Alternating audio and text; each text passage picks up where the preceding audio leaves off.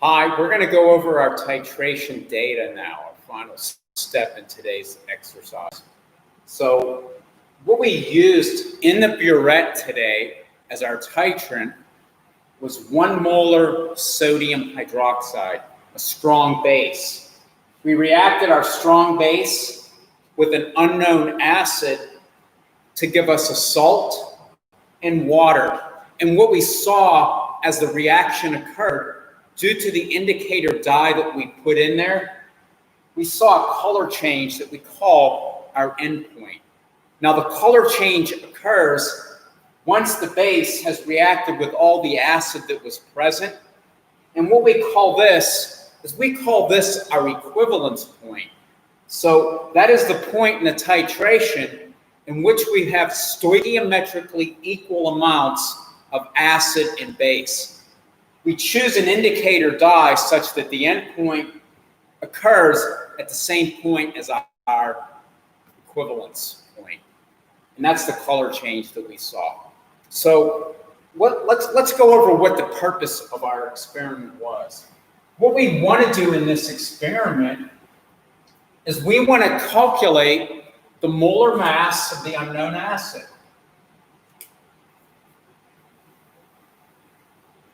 So we want to calculate the molar mass of the unknown acid.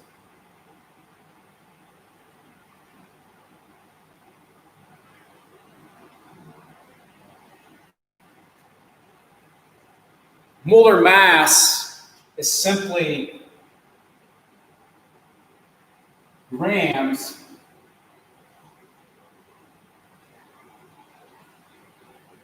divided by moles.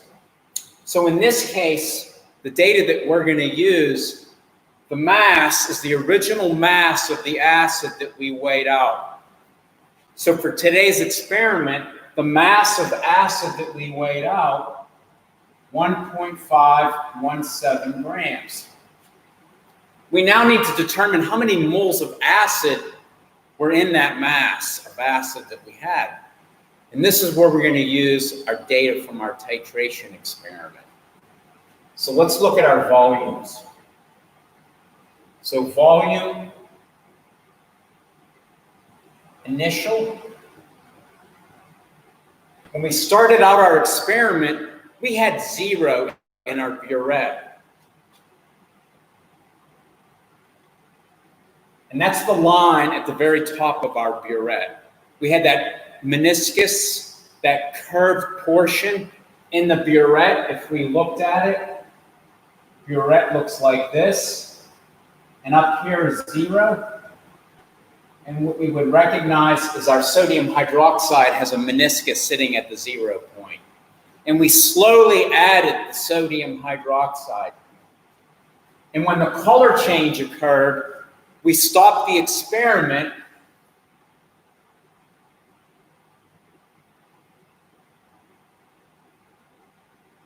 And we found that the meniscus was sitting at the 7.5 milliliter position.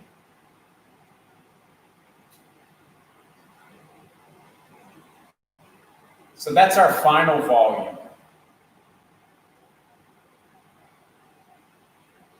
What this tells us, the total volume of sodium hydroxide was 7.5 milliliters.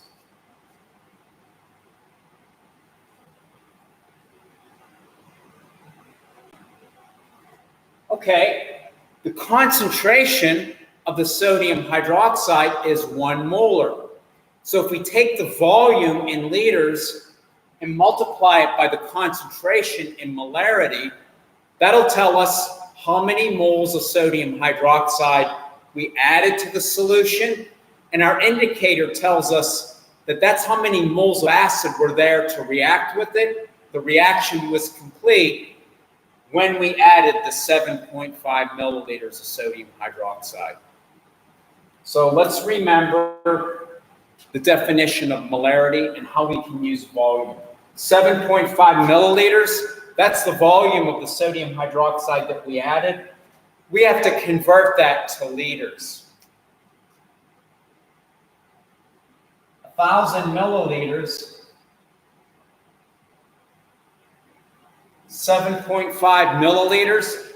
that indicates to us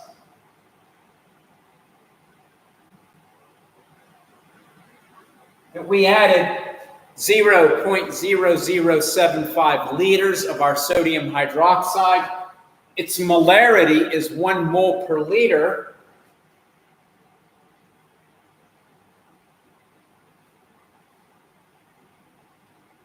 We've added 0.0075 moles of sodium hydroxide. Well, that tells us the number of moles of acid that we had.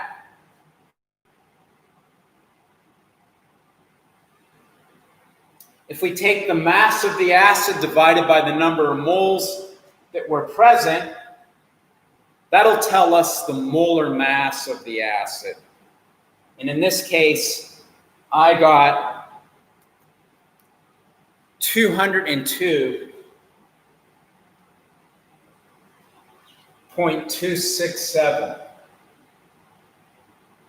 Or if we round it to 4 significant figures,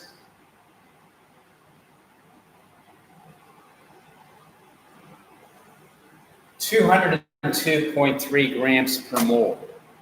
Tell you what, this acid was KHP. You can look it up. It has a molar mass of 204. Pretty close, pretty close. So just to review, let's go over the steps, what you're doing in the experiment.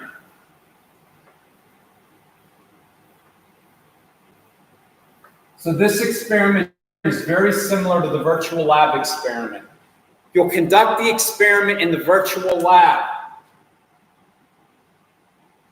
You'll report the volume of sodium hydroxide, and you'll convert it to liters.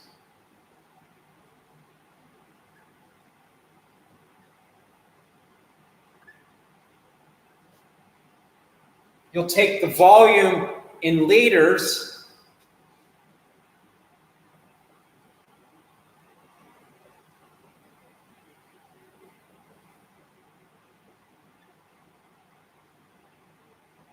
and that'll be the number of moles of sodium hydroxide.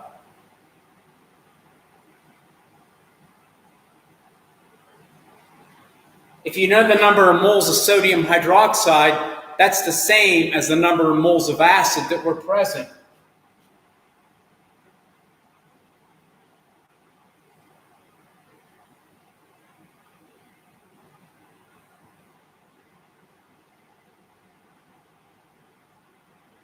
Finally, you'll take the mass of the acid that you weighed out in grams,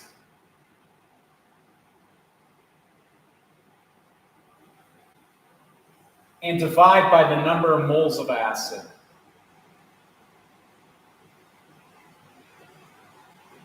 And that is how you can determine the molar mass of the acid. If you have any questions, feel free to send me an email. Good luck in your lab.